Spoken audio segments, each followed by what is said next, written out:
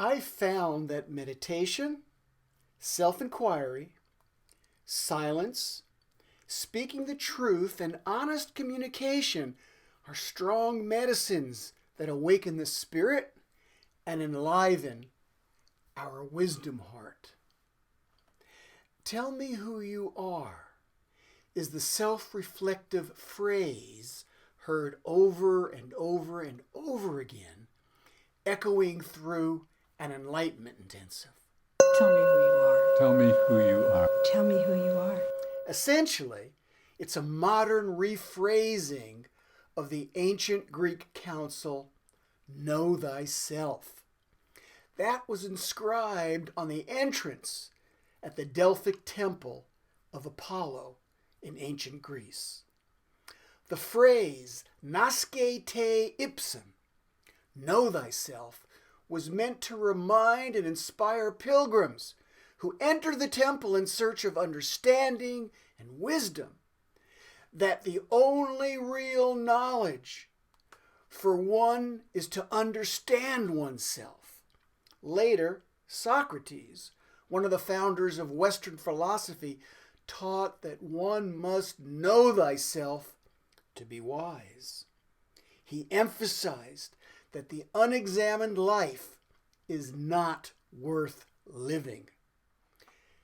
In the 20th century, Ramana Maharshi, the non-duality Who Am I guru, said that if you know thyself, if you know yourself, you know everything. The same wise counsel on the value of self-inspection is repeated in age after age after age, in tradition after tradition after tradition. Know thyself is the aphorism at the core of the Buddhist practice of mindfulness. The Eastern philosophy of non-dual reality, it begins with contemplating on the nature of self, who you are.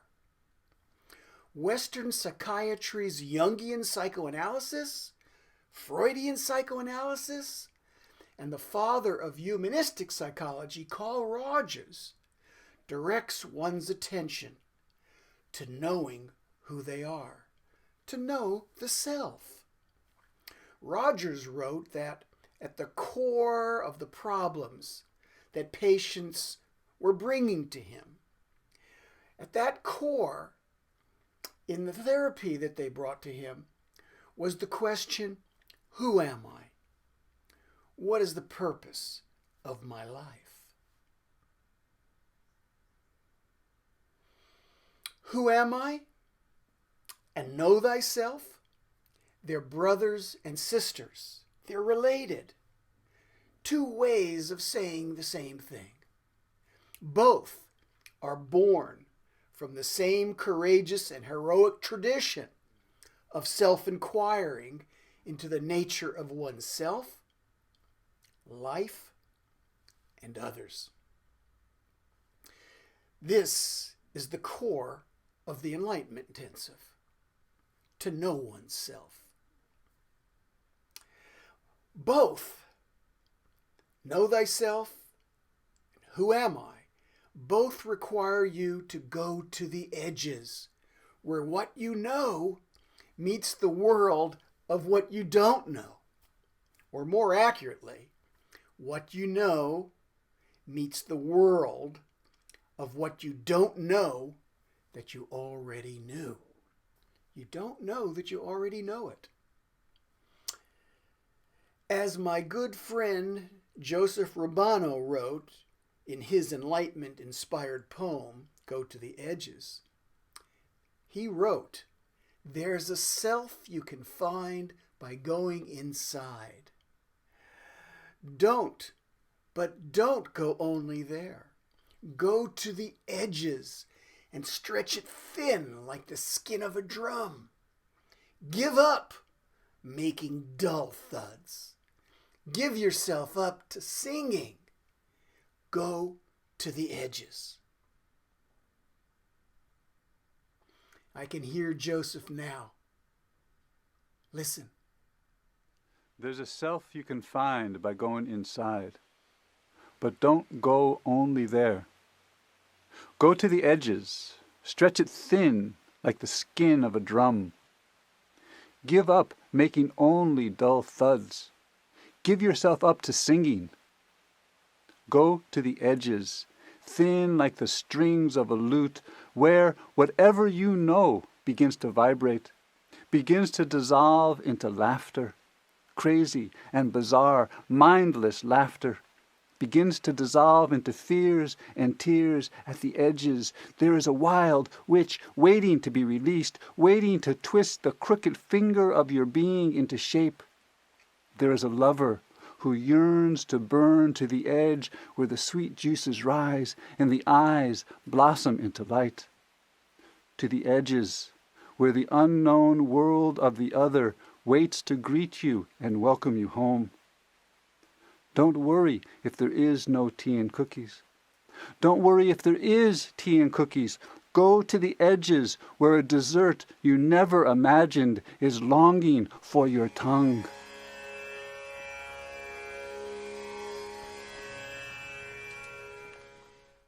Here's a self-inquiry exercise that I encourage you to do.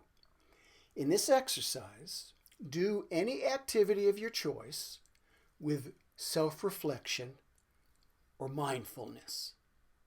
The term mindfulness comes to us from the Buddhist tradition, and it's a term increasingly used today to describe a self-reflective process where you are actively observing yourself and your thoughts and your feelings and being witness to them without judging them as good or bad.